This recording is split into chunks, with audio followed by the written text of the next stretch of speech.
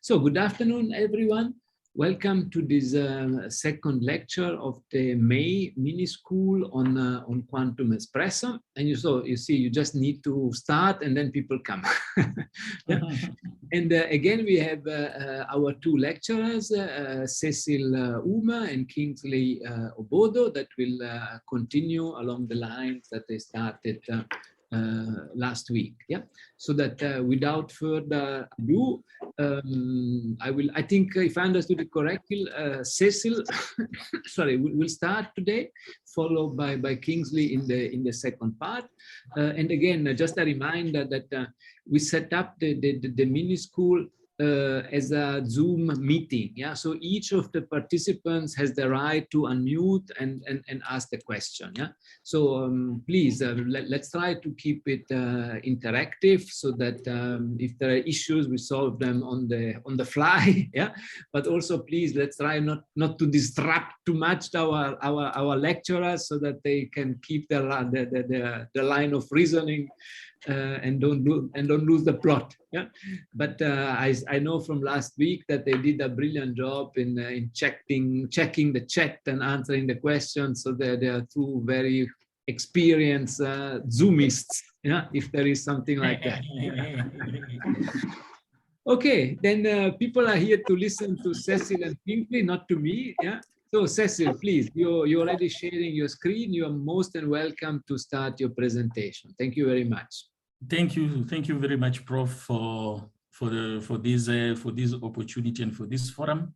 So I wanted to welcome all the students and fellow participants that have joined in for this second session. So as you are aware, we started last week on Wednesday the 11th, and then this is the second one we are having on the 18th, and then we will follow up with another one on the 25th. So today. Okay, let me move to the next slide. It seems it is not moving. Let me share again. Okay. So today we are going to have a recap of what we were doing last week. So last week we availed to you the resources that are required if you want to run calculations in Quantum Espresso. So the first 4 items under resources were where you can obtain the CIF file of your input files of the crystal structures and stuff.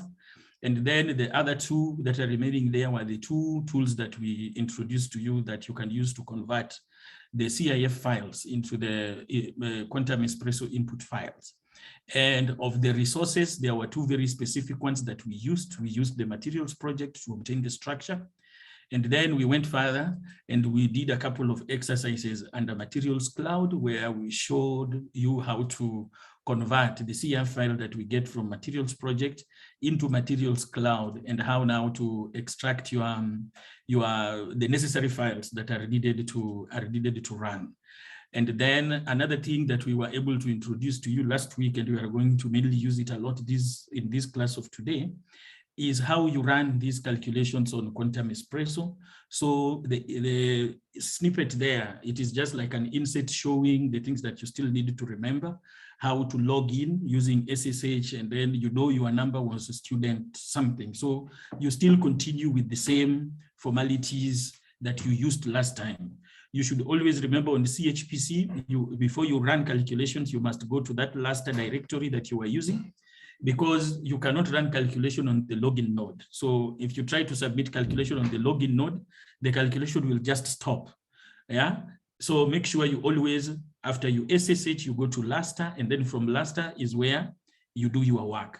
So as part of the assignments that we gave you last week, because last week we were able to show you the input files, descriptions of maybe things that you need if you want to optimize the crystal structure and stuff.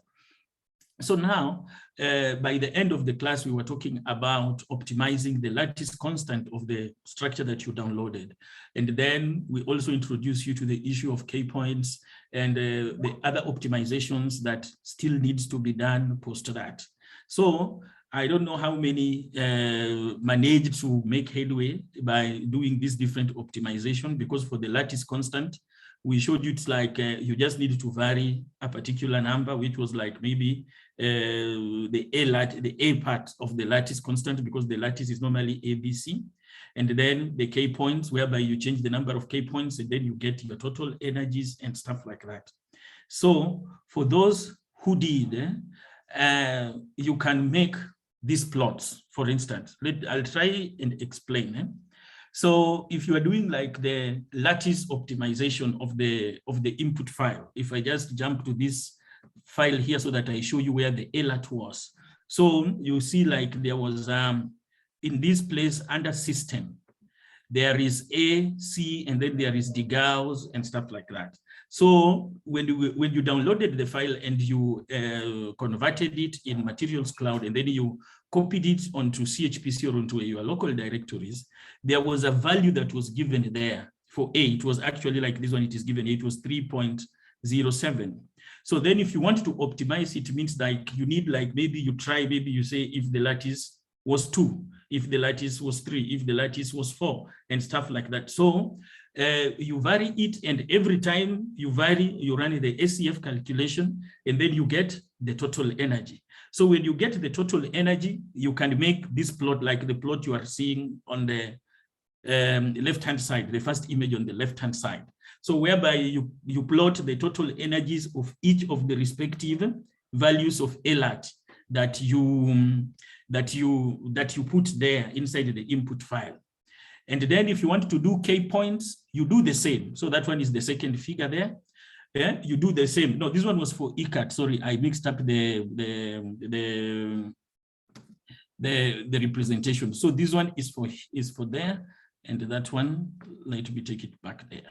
So it is like that. So if you want to do the ECAT optimization, which is the cutoff energy, and the cutoff energy, if I go back to this input file, was this one that was written ECAT WFC. So you vary that number, like maybe you start from 20 all the way to 30. And then each time you vary, you run an ACF calculation. And then after running the ACF calculation, you make a plot like this. The y-axis is the total energy. The x-axis are the ECAT value of the wave function. So normally when you see the line, it will not change much over time.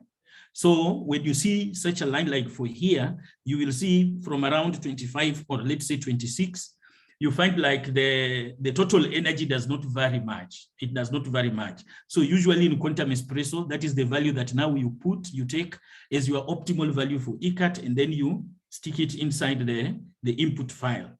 And for this one, I forgot to mention, for the lattice constant, you only need a polynomial fit, or you can do an equation of state fit.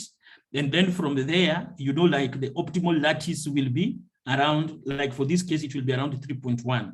But you remember experimentally it was 3.07. So because this is a DFT calculation, when you convert it, this is the value that now you will use. For the K points, when you vary it the same way, but then you will end up having like a line like this. Yeah, like this. Usually the way K points decreases, it is not monotonic the way we saw for the ECAT. But then also here, you just need to see the region whereby the total energies don't vary too much. And then that is the value that you use for your K point sampling. The fourth way is to do, to get like an equilibrium lattice constants or lattice parameters, is to do cell optimization. So within Quantum Espresso, you remember in the input file at the header, we normally have, if I go here, this option here, this section written control. So in this section, written control, there is the first line there that gives the calculation. So the calculation, in this case, you are doing self-consistent field, which is, you write there ACF. But now you can also do a cell optimization by changing the calculation now from self-consistent field calculation to VC relax, like variable cell relaxation. So when you run this calculation, it is important you use your optimal K point and your optimal ECAT.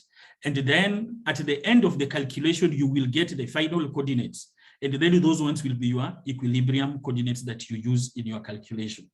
So usually you will find it's like the way I was saying, you make this plot, it's like you change the value and then you run it. You change the value and then you run it. You change the value and then you run it. If you are familiar with Unix, you can create a script to generate for you all these input files. So for example, for figure 1, you can use the first input file there, whereby you vary A. So you see, it's like initially A was 3.07, and then you create a loop that will loop over different values of A. And then after that, you extract the total energies at the end of the calculation. And then you can also make this plot. Okay, so you can use bash scripts to do it, like especially these ones were bash scripts. So you see, if you want to vary the lattice constant C that is there, so you see the different iterations of the scripts that we used to generate these files these plots that I'm showing there.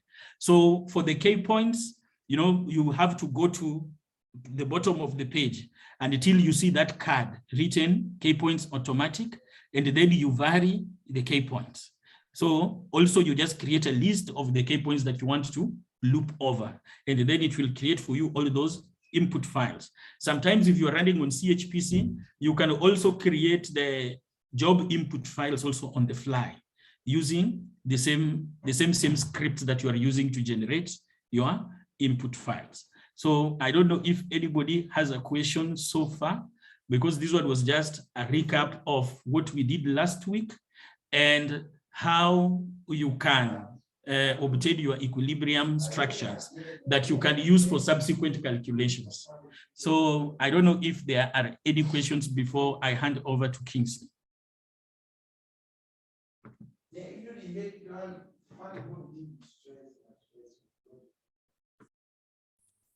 I have one question. Please go ahead. Yes, go ahead. Sorry, on the plots. So we are looking for, so we're optimizing to get the best lattice constants and the best K points, etc. Which Yes. on the plot, which K point is the optimal? Is it the lowest one, or is it where it goes flat, where it converges? Usually is where when it goes flat, because that is where you find like a convergence. All right. Yes. But the lattice for the lattice optimization, it'll be the smallest one, will it? Yes, it will be the one with the lowest energy. Nice. Okay, thank you. Yes, it will be the lattice parameter with the lowest energy. And sometimes when you fit in the equation of state, you might find like here we were lucky we were hitting 3.1 or something. But then you'll find like with the equation of state, it can zero down and zone in. Maybe it will say it is actually 3.123, okay? Because it is just a fit, a polynomial fit. Oh, I see. Thank you. Mm-hmm.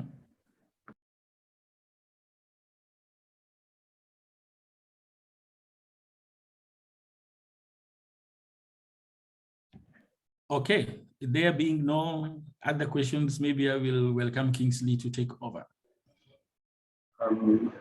Hello, good afternoon all. I'm going to be sharing my screen. So I'm just going to wait for Cecil to finish sharing his screen. Can you all hear me adequately? And I think Cecil gave a very nice recap of what we did and the assignment we said you should do last week. All right, so now I can share my screen. So I'm going to start with that. All right, just going to go to presentation. Okay, so here, I'll just continue from where he stopped. This script is kind of very simplistic, but it does a lot. It could do a lot for you.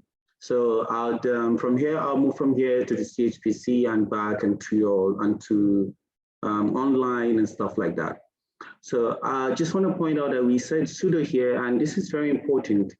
The reason why we do something like this is so that you don't always have to download your sudo files, but for the purpose of this class, I downloaded my sudo files.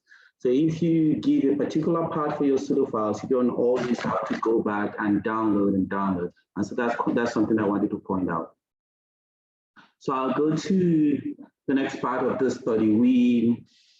we decided to choose something very simple, which is hydrogen evolution reaction. The reason is because this reaction can be done on this magazine surface, and we're using magazine particularly because it's an attractive material and it's two-dimensional, and it opens the way to look at very exotic properties. So it's applicable in different kind of reactions.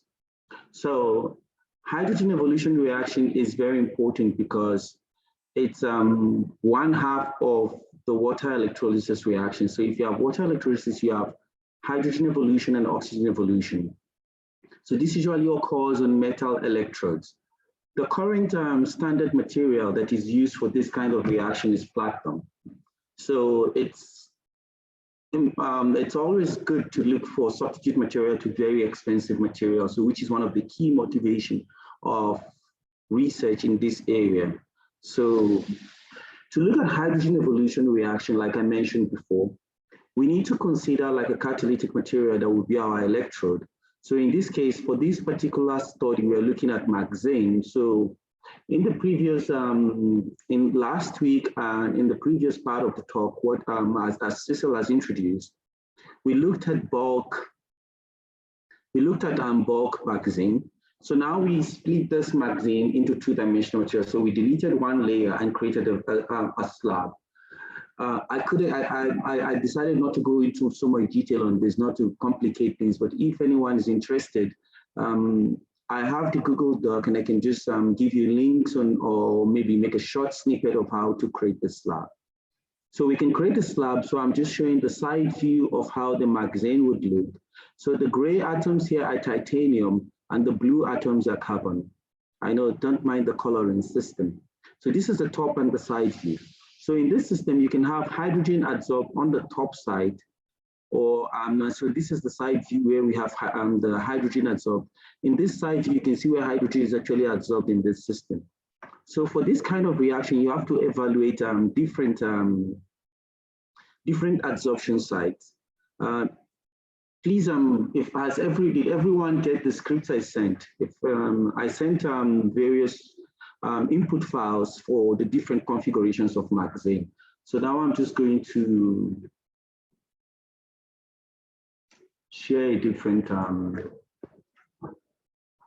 going to go to my desktop. And so now, sorry.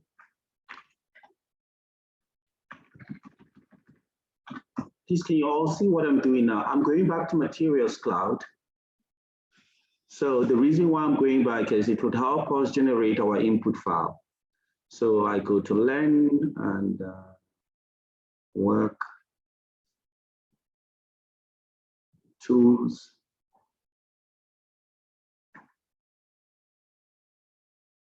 So I'll browse here.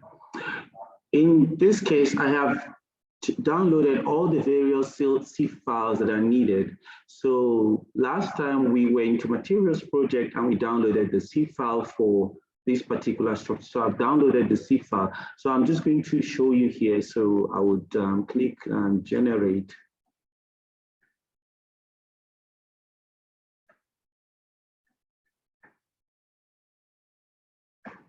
Oh, sorry.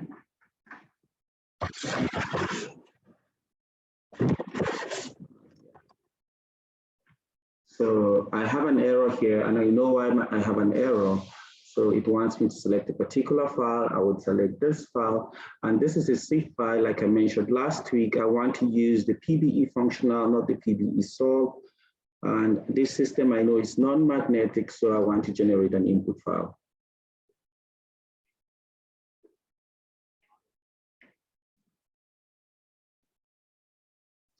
Hello?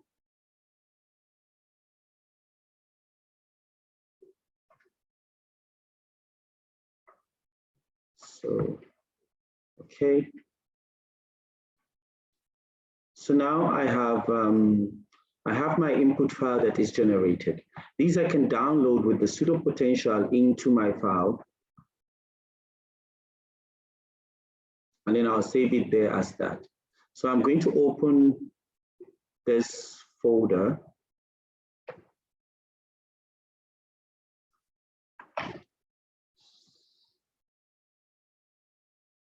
Hello? Hello? Yeah, we can hear, we can see your slides and we can hear you. Okay, so I'm not sure what I have downloaded that file, and I hope all of you have been able to download. So what I was showing is I can download this file that I've generated, but for the purpose of this class, I have given you, I've given all these files to you. So what I will do now is to go to, I will share something different, and then you share.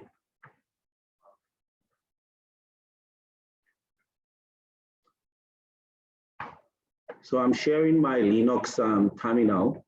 Then let me just, I need to log on.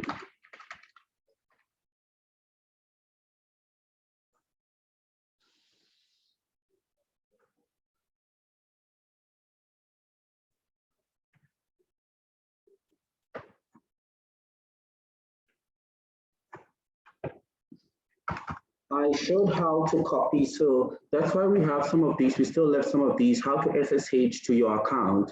So for most of you, you would have SSH to your account. So if anyone has a problem SSHing, you should let me know.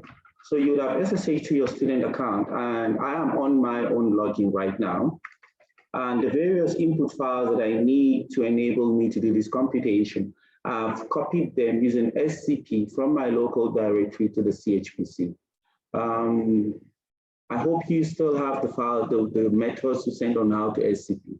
So what I'll do here now is I'll come to one of the files first. So this is a magazine. This is TI3C2. This is I created a supercell, a 2x2 supercell. And part of the reason why I created the 2x2 supercell. Part of the reason why I created a 2x2 supercell is that the 1x1 supercell will be too small for these systems. So if you look at in this slide I'm showing here, what we have here is a 2x2 supercell. If you have the 1x1 supercell, you have something called coverage effect. And it means that the hydrogen atom you have on one side will be interacting with the other hydrogen on the other side. And this can be problematic. So you want to avoid that. You want to avoid that. You want to study how an isolated hydrogen atom can bind. Also, you can actually look at coverage effect and look at the effect of how much hydrogen you can have on a particular surface and how it interacts with each other. So that's something else we can do. So in that light, I would go back to my, I'll go back to the CHPC. So for this purpose now, I have showed you all the last time how we can create an input file. So I've just opened my input file and I hope you can see what I have here.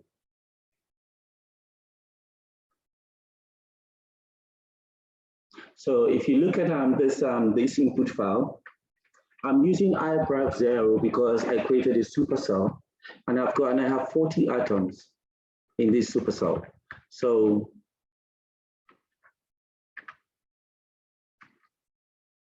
because of the way I created my supercell, you can see I've got my cell parameter of that. I have this cell parameters of this is 9, and I think A and B is equal, so this would be 9 as well. This okay, A and B is not equal, so this is 5, and this is about this is 23, so it's a hexagonal structure. So here I have this input file. I have this K point of 4x6x1. I have already run this calculation, but for demonstration purpose, I'm going to reduce my K point to 1x1x1. And the reason why is the more K points you have, the longer the calculation takes to run. So it's essential to strike a balance when you optimize your K point. And now this balance you're trying to strike is you don't want to use too much K points, so your calculation takes forever. So because I've got 40 atoms, if I have to run this on my local computer, it could take a long time. And so this is why we always want you to know how to log onto the CHPC to do some of these calculations. So most of you have access to the CHPC, so you can do this. But if you don't, you can also do a fairly rough calculation and obtain your results. So I'll do a 1x1x1 calculation here, and I'll save this file. I hope this gets submitted immediately. So I already have a PBS sub file here, but I'm going to make another one just for the purpose of demonstration. So if you type QE, there is a script that was written that allows us to generate input files. So this is what I'm going to use here. So our project name is currently WCHPC. So it's the name for the school. And then the input file is pwscf.in. And then we want a PW calculation. I want to do it on OneNote, and I want 1 hour. Hopefully my calculation would run fast. I'll just put none for the email. So do I wish to submit? I'll say no for now, but you can say yes in your case if you're following the class. I can now look at pw.scf.pbsub, and I can check what my, you can check your input file to see if there's any error, if there's something you need to correct, you can just correct them. So like I mentioned last time, I prefer using Vim. So you can use whatever editor you like, non-graphical editor. So you can use Emacs, Nano, whichever you're comfortable with. So now I can submit, and I'll use qsub.pbs. So now I've submitted this calculation. I can now check on the status of my calculation using qstat. Okay, I'll just type it fully, qstat minus u. You can type your name, but I generally just type user, so it knows that is the current user. And so it says that student 0, I'm running on this queue, and my calculation is queued, so it's not running yet. So, but I have already run this calculation. I ran this calculation today, so you can see it ended at 13:54 today. So I can open what I have. So I can just, for the purpose of this, I would move my out file to something else, and then I'll say o.out. Then I can, so if you see this calculation completed, and it took about 31 minutes to run. So which is quite some time, but yeah. But for a calculation that you would run and publish to work, and I think this is fairly good. And from here we can look at our energies. So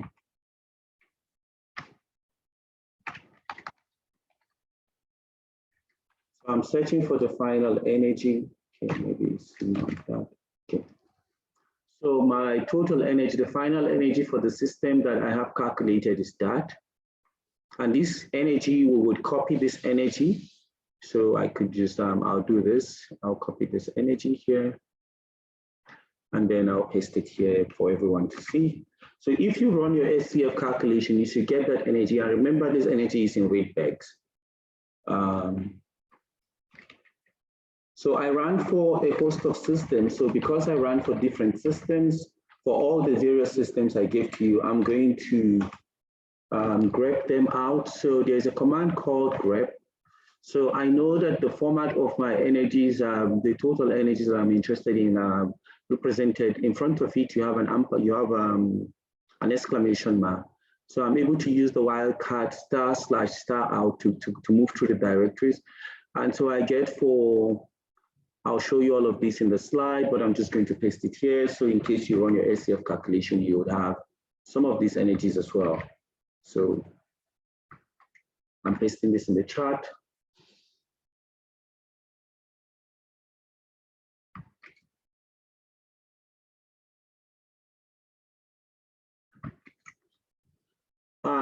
Is there anyone that has tried to run this calculation so far? Or do you want to try and submit a calculation so I can give you some time to try and submit your calculation? That's fine by me. You can also try to submit your calculation in the class. Did anyone try doing that? I would presume that some is yes, some is no. So okay. So I'll go back to sharing. I'll go back to my slide.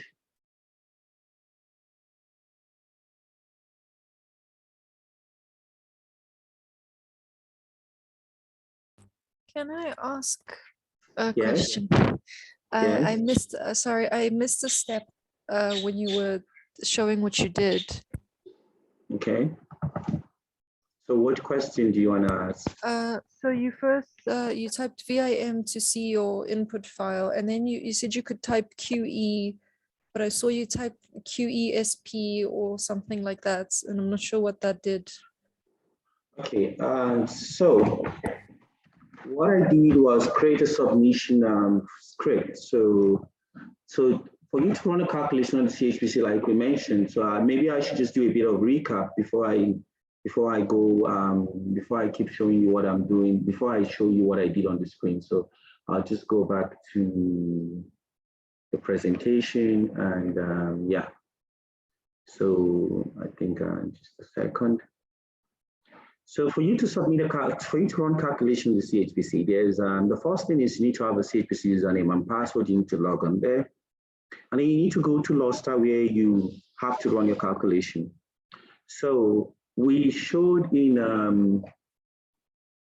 this part that you need to specify your project name. So something that wasn't shown.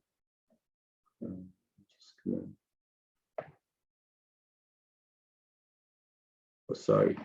Something that wasn't shown, I thought maybe, I think we just took it out, was that you can create different projects. So you can actually, if you know these calculations you run it on a queuing system, the PBS queuing system. So this queuing system has its own way of writing to tell the computer what to do. And the reason why we have a queuing system is it does first come, first serve basis, and it also does requirement basis. So if I require like 5 nodes or 4 nodes and I require to run my calculation for 48 hours, and you want to use 1 node and the system only has 1 node, preference will be given to you that need 1 node because there is no 4 nodes for me. So that's why the queuing system is important. So that's just a bit of digression. So now I'm going to come back to the question you asked. So now you asked about why I did this. So a script was written by, I think, one of the employees of CHPC to be able to do this calculation. So this calculation is just to be able to do this for you. So instead of you having to write your own script, you can, and it's very useful for beginners, you can actually use the script that was already written. So which is, so you can call Quantum Espresso, say 4.1 point that, and then when you call this, you can populate your data. You can say, okay, I want to run on, this is my project name. So for you to run on the CHPC, you need a project name. For the purpose of this school, everybody, most people, based on how you're registered, you have access to the CHPC. So the first 50 people have access to the CHPC. And the project name is that. So I'll cancel, I'll go back. So it's the Quantum Espresso version we are using is QE 6.4.1, and that's why it's named that way. So if I open, I know it might seem like a lot now, but you would get it as soon as you try to run this calculation yourself. So I'll just go.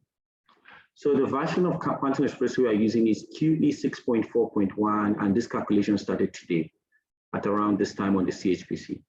So based on this version of Quantum Espresso, that was made. So I explained in the previous class that you can just do QE and then you press tab, then it shows you the various versions. So if I come to this, maybe I should, it will tell me like these are the current versions on the CHPC. So the other versions have been deleted or not currently working. So you can use one of these versions to run your calculation. I see. So that is just a script that we run to generate that PBS file. Yes, yes. So I'm just going to try, now that you asked the question, I'm going to try and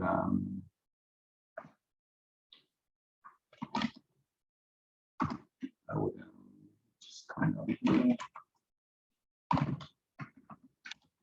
So I don't know if I'm sure, I think I attached this, but this was using, initially I thought the CHPC had version 7. So I tried using version 7, but I think it's a bit, it's not working currently. So I wrote a bit of script that allows us to be able to, so I'll just call this sub.sh, that allows us to be able to actually do this. So this is, since I know this is a PBS file, you can see how to generate one. And so you can actually install various versions of code yourself and you'll be able to run this PBS script. So this allows you to, like, provided there is, it allows me to generate my own scripts and for a number of input files. So I don't have to do that every time and then it gets monotonous. So I also know that there is different queuing systems on the C. There's different queues. So you have your SMP, which runs short jobs on one node. If you want to do longer jobs, you have to use normal. Say if you need 2 nodes, then I have to come here and edit and say this is 2.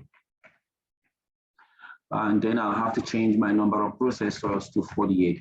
So the important thing is you need to know what your computer has, what the CHPC computer has, and which node you're submitting to. So I could save this because so this would run on different, and then I can use this to generate my script. So I would maybe copy this to my subscript to, let's say, to the unit cell.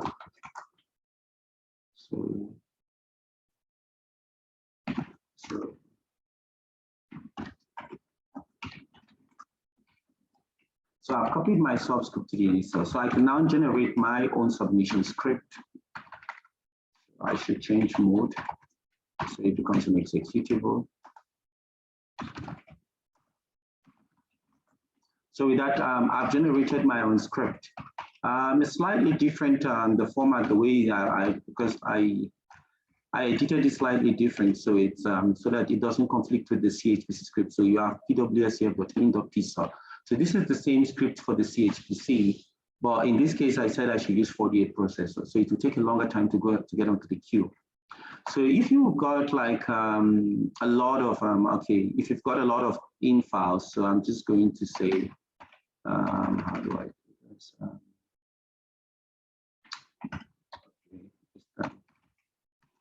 I'll just say 1.in and cp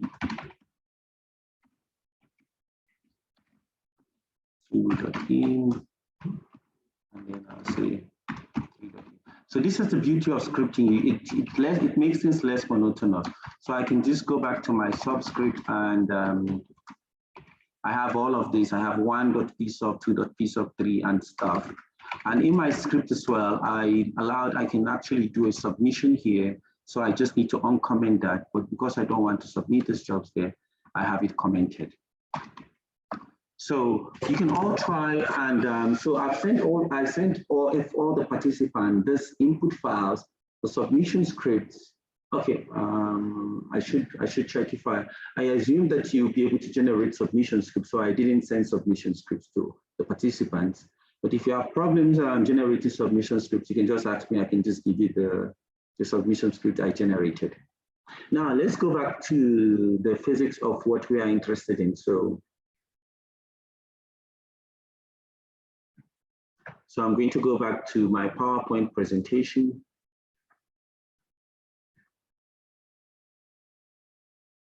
So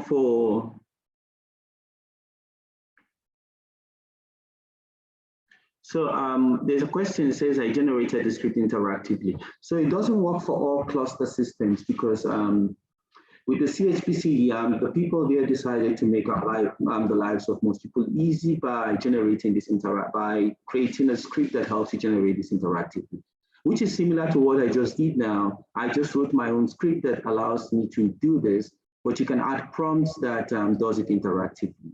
So not all cluster system does that. In most cluster system, you would have to just write either the Schlum or the BY script or whichever queuing system it's being used there. So this is similar to what we did. So I'll go back to, I'll just try to keep an eye on the time.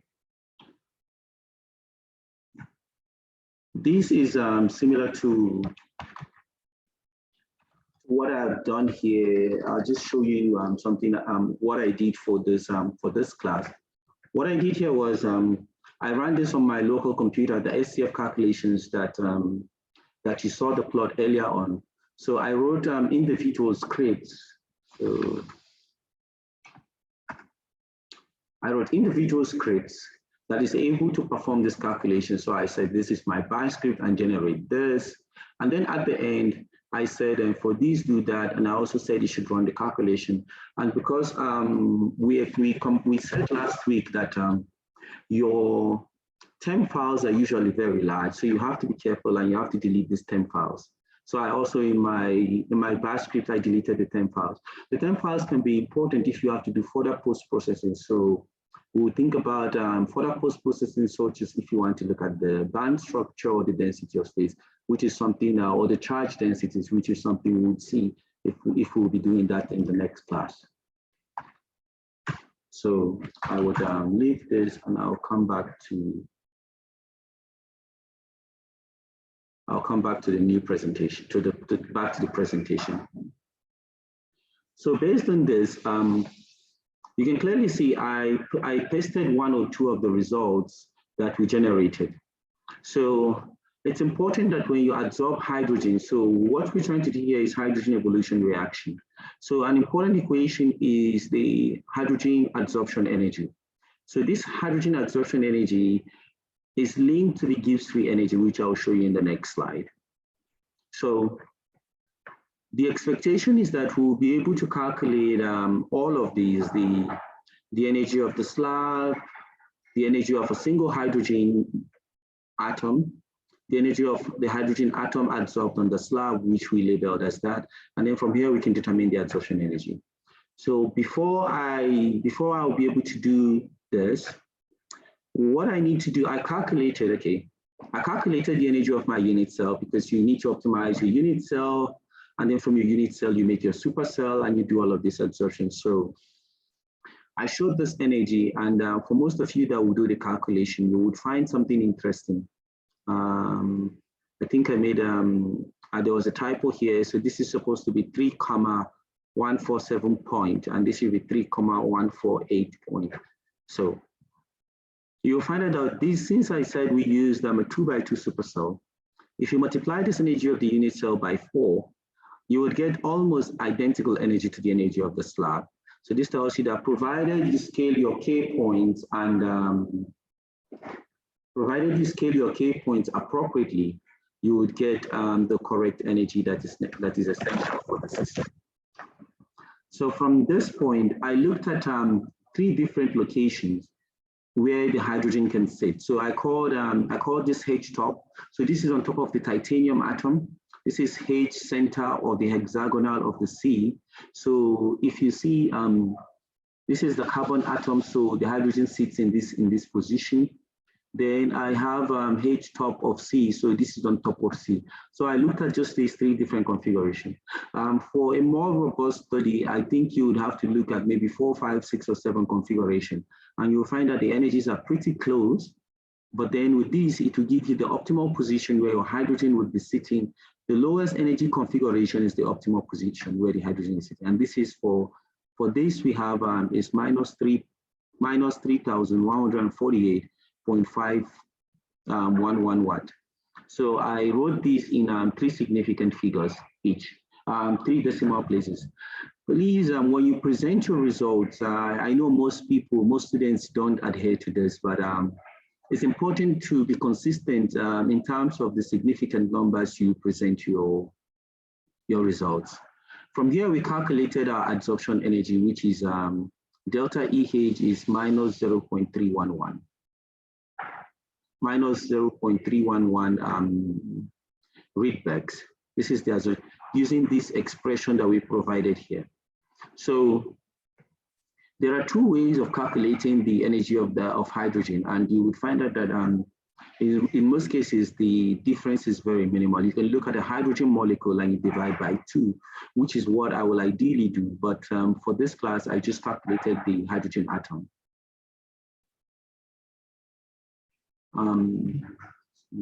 Yes. Okay. So I believe we're all together. So I'm going to go back to the CHPC just so we can see our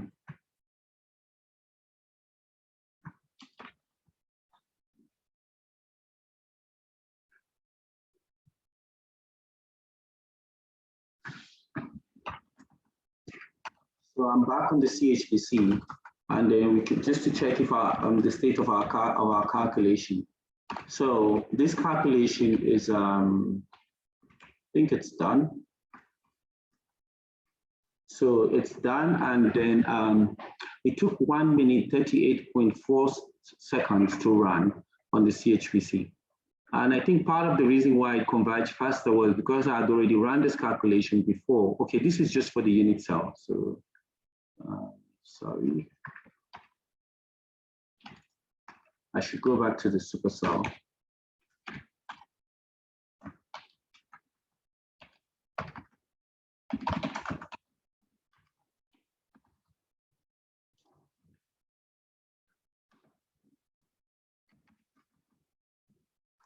So it took about 1 minute to run. And part of the reason was because I significantly reduced the number of K points. And so, word of caution, because I significantly reduced the number of K points, you can see that the pressure in the system is quite high. And so it tells you that this calculation is not really accurate. So we need to use our optimized K point. So just to let you know, we need to use our optimized K point to run the calculation on the CHPC. For production calculations, you need to optimize your K point, your E code. So I'm showing you why this is important. So we can as well just go back and maybe reduce the value of our submitted job. We can come back to the K point, and here I would think this should be already also 3 by 3. I mean, if you reduce your ECOT wave function, it would affect the calculation and it will lead to inconsistencies. So some of this you need to optimize and use your optimized ECOT and wave function for your calculation.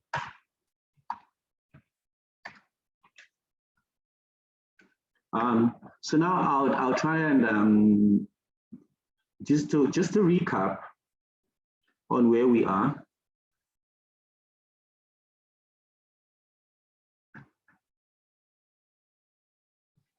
Just to recap on where we are. So we're here right now. We can see that so we've evaluated the different energies for hydrogen adsorbed on the top of a magazine monolayer. And this is important because it can tell us if hydrogen can be used as an electrode material for water splitting reaction, if a magazine can be used. So we calculated our various energies, and these are the various energies we obtained. So from here, we took the lowest energy configuration because the lowest energy is the most optimal energy. We calculated our adsorption energy from here. And then our adsorption energy is minus 0.311 Rydberg. So please, for the next class, I want everyone to relax these configurations that we've considered. So we showed you how to do a relax calculation here. I think he presented that. Oh, sorry. So yes, so to do a relax calculation, you need to come and control, and you see where you have calculation, you change it to VC-relax. You would find that if you just do this in the files I gave you, you would run into some errors. And this is because for a relax calculation, for a VC-relax, you are relaxing both the volume and the ionic position. So you need to add a tag. So you need to add a tag ions, and you need to add a tag cell. So based on this, I would send, so I would want someone to try this out, but by the end of today, I would send input files with updated tags of ions and cells to all the participants. So if anybody is adventurous, they can try running the calculation of VC-relax and see the error they get. And with this error message, see if they can fix it and if they can run the calculation. It's important to be able to fix errors you get, and there is a huge resource of people using quantum expressor. The community is very large. You can always post questions either on ResearchGate, on quantum expressor forum, and somebody would answer your questions. But before you post questions on the forum, just Google it first. Most questions have been answered. Only few haven't, only few based on new applications that are being developed. So you would have to do the VC relax calculation, and this is something you would hopefully some of you will do this, and then you can tell them, you can share your results on the Google Doc I created. So you can just put your name, and or if you don't want to put your name, you can say, you can put whatever you want and say, this is my result that I got for the relax, and then we can compare it with the non-relax system. The energy here I mentioned is in NITheCS, so I would go to the next slide. To determine hydrogen evolution reaction, we need to look at a quantity called the Gibbs free energy. So the Gibbs free energy takes into account the hydrogen adsorption energy, and this we get from our calculation as shown in the previous slide. We have something called the 0-point energy difference between the gaseous and the adsorbed hydrogen molecule. Then we have, we take into account the temperature and the entropy. So sorry, and the entropy as well as the Boltzmann constant. So this temperature is the temperature change between the adsorbed and the gaseous species. So this particular expression here, delta EZP minus T delta SH, for hydrogen evolution reaction, we've determined that it should be about 0.24. All right, so this is about 0.24. So, and we can add this to delta EH, and then when you add this to delta EH, it should be around 0 for an optimal HER catalyst. Now, for the system we've calculated, we did only SCF calculation. We did not perform any relaxation, and we have about minus 4.23 electron volts, because minus 0.311, when you convert it to EV, is about minus 4.23. So this value is significantly large, and it tells you that this is why you need to go ahead and do a relaxation of you need to go and relax your systems. So that's why we gave the assignment.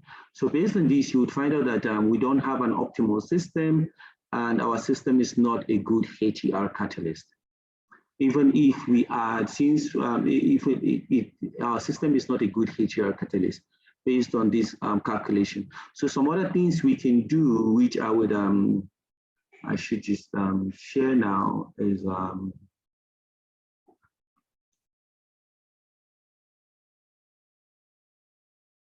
what we can do, but we are very limited in the current in this current class, is to just going to try and reduce this so I can share this.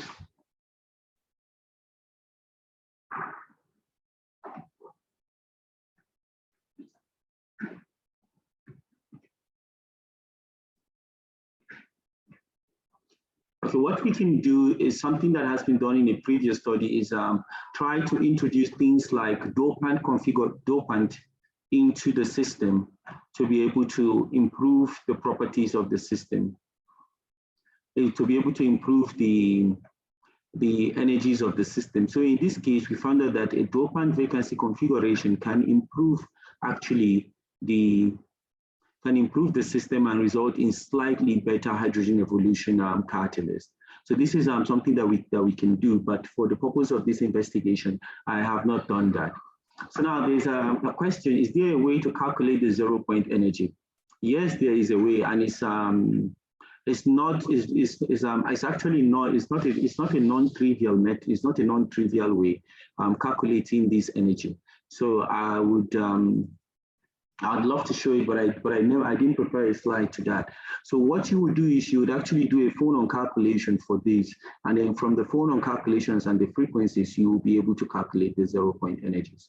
And also you can calculate the vibrational entropy of the system and you can you can scale it up. So this temperature we have here is at room temperature. So you can actually multiply your vibrational entropy and determine that. So this you can all determine computationally. But for most systems, we found out that 0.24 is good enough for 0.22. Any question at this stage, because we have about 4 minutes before the end of the class. And is anyone able to do the calculation or submit a calculation with CHPC at this point?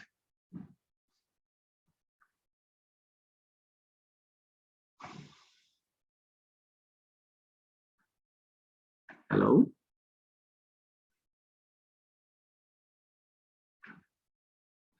So is there any question or at this point? Because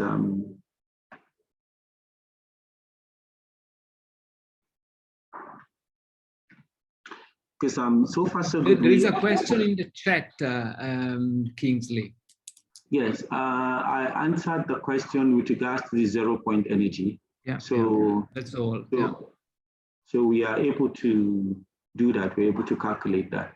So it would be nice if yes, the slides are made available, and the last time I got the slides, I sent it in the Google Doc, and some participants engage in the Google document.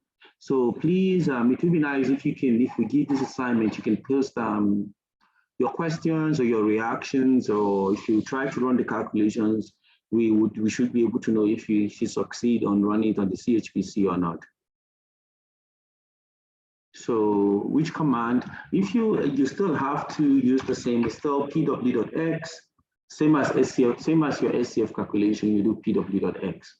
So the command that we have used previously is same command. You only have to change in your calculation. You only have to change from SCF. So you change that to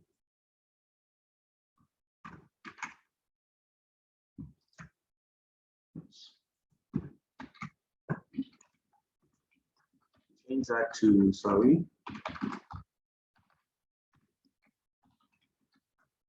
So that's all you have to do to be able to do that. And then I mentioned that I expect the calculation not to work because I intentionally omitted 2 files that should that are important for you, 2 flags that are important for you to make the calculation work, which is the ions and the cells.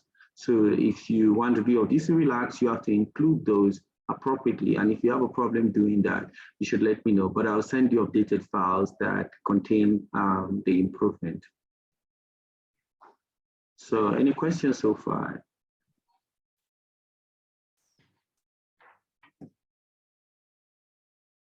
I guess no questions. And sorry, man, I want to ask something. Hello?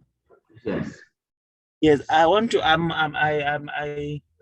using Material Studio. I don't know if, because I never installed this software. So the same result, can I get them from the Material Studio? The what? I'm using Material Studio instead of on the CPH. I'm connected to. Yes. Yes. Practice or activity. If I'm using, I'm going to get the same result or different, or it working similar or what? So you should get approximately similar results. So this is why in every absolute energies are useless. So if you calculate just the absolute energy of it doesn't matter what quantum chemistry code or quantum mechanical calculation code you use. If you calculate the absolute energy, say, of a particular system, that is not important. So what is important is the relative energy. So it means that there is some sort of cancellation, or say if I use different pseudo potentials or different code, provided your system is properly optimized, you should get similar results or similar energies. So I also run calculations with Material Studio or different softwares now and then, and I get very similar results. Okay, no, thanks. So we see the slide. Where do we get the slide, this presentation? The presentation, The slide is available. Francisco would make it available as soon as everything is, as soon as it's sorted. I think it has to render and stuff like that. So as soon as it's rendered, the slides will be made available to the whole participant. Okay, thank you. Perfect. Kingsley, as soon as you send me the I don't know, the PDF version or whatever of the slides, we can upload it on the website of NITheCS next to the link to the videos. Yeah. Okay, we will send you the presentation from the last time and the two presentations. Yes. Please do that. Yeah, no, that's perfect. So that it's easy to access. Yeah. All right. Excellent. Then I think if there are no more urgent questions from the participants, thank you very much, Cecil and Kingsley, again for a very instructive, hands-on lecture on using Quantum Espresso. It's really very nice, and I hope that our participants will act as multiplicators and share the knowledge with many other students that might profit of using these tools. Yeah. So thank you very much. Again, Kingsley and Cecil, thank you very much to the participants. And we meet again next week at the same time on the same in the same Zoom link for the third part of the course. And in a few days' time, we will announce the topic of the summer school, of the mini school for June. Yeah, and that will also be a very interesting topic. Yeah. So thank you very much, everyone. Have a good afternoon, and please still be careful. There is still COVID out there, and it's still waiting for you to be of not paying attention, yeah, to get you. Yeah. And you know, it's if you're vaccinated, I speak now out of personal experience. Yeah, it's not that bad, but you keep feeling a little bit not 100% for quite a while. Yeah, so it's better not to get it. Yeah. Okay, thank you very much, everyone. Have a good afternoon. Thanks. Bye-bye. All the best. Thank you. Bye-bye. Thank you very much. Bye. Thank you. Thank you, Cecil. Thank you very much. Thank you, Kingsley.